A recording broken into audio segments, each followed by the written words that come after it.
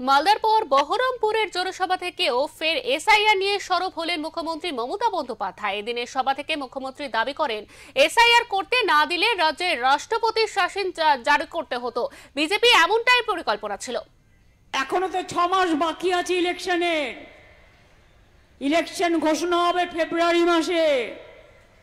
এরা চালাকি করে এত পেটের ক্ষুধা, মানুষকে ক্ষুধা মেটাতে টাকা দেয় না, কিন্তু ইলেকশনের আগে গভর্নমেন্ট যাতে কাজ করতে না পারে উন্নয়নে, সেই জন্য 6 মাস আগে থেকে, ইলেকশনের 3 মাস আগে এসআইআর ডিক্লেয়ার করেছে।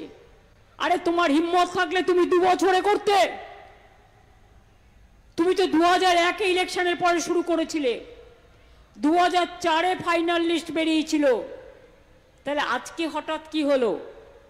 4টে স্টেটে ইলেকশন হচ্ছে, বাংলা, তামিলনাড়ু, কেরালা, আসাম।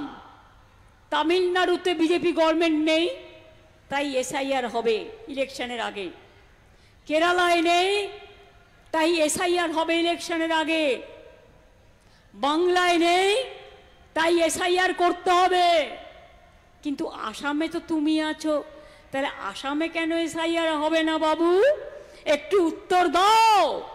উত্তর তোমায় দিতেই হবে। ত্রিপুরায় কেন হবে না?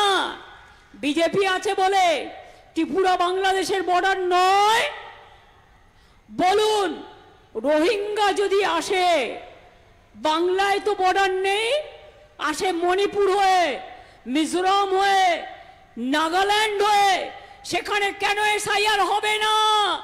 বিজেপি আছে বলে খোকা বাবুকে দুধ খাওয়াতে হবে।